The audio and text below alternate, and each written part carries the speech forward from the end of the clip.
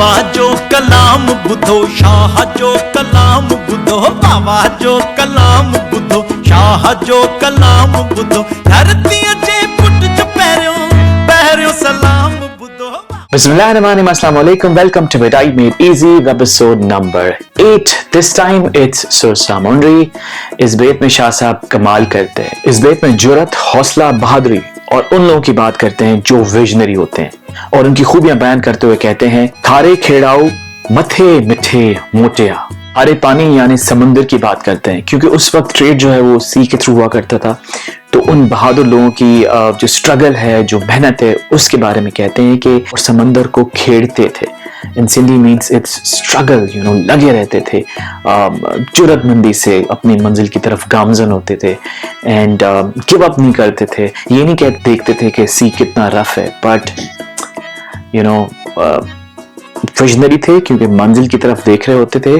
तो उनको परवाह नहीं करती थी कि इर्द गिर्द क्या हो रहा है या इर्द गिर्द सी कितना रफ है। वो घबराते बिल्कुल नहीं थे और डटे रहते थे। उस व्यू की मंजर कशी कर रहे हैं और क्या कमाल करते हैं। सो दो कन्न न सोन जो बड़ा विहाऊ। शाह साहब कहते हैं कि उन्हें सोना नहीं चाहिए था, वो बड़ी विहाऊ थे, मतलब एक विजनरी लोग थे। सो जैसे आजकल हम थोड़ा सा कंपेयर करके देखें तो हम चाहते हैं बस छोटी सी नौकरी मिल जाए, यहाँ पे मल्टीनेशनल में काम मिल जाए तो बस मेरी जिंदगी संवर जाए। विजनरी लोग इस तरह नहीं सोचते होते हैं, उनकी बड़ी सोच होती है, बड़ी मंजिल की तरफ देख रहे होते हैं। सो शाह साहब फरमाते हैं ऐसे है जैसे बीज होता है उसमें वो जंगल देख रहे थे। इस तरह के विजनरी लोग थे, इस तरह की दूर सोच कर रखने वाले लोग थे। कमाल करते हैं शाह साहब। तो आखिर वो चाहते क्या थे लोग, क्योंकि पानी खा रहा था रफ, मोती जे महरान जा तिन जा तामाऊ, यानी वो तो मोती की तमन्ना रखते हैं। वो ऐसे लोग जो जिनमें सरिया नहीं होता, जो सब्सटेंस से भरे होते हैं, जो बहुत मीठे लोग होते हैं, जिनमें अकड़ नहीं होती, ईगो नहीं होती, सिर्फ खुदा के सामने सर झुकाते हैं, किसी और के सामने सर झुकाने का तस्वर भी नहीं रखते।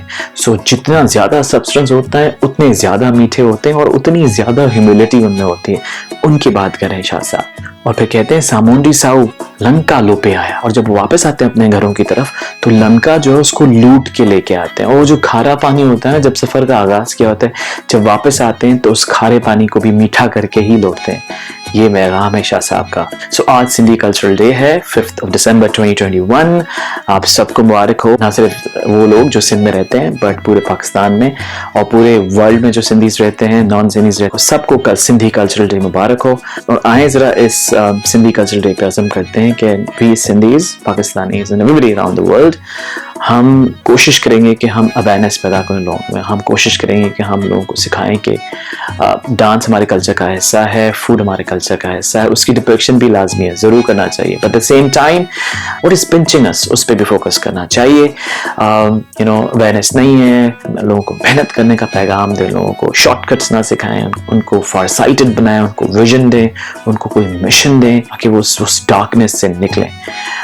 Not talking about Sindhis only, but everybody around the world. Once again, happy Sindhi Cultural Day. आप सबको मुबारक हो।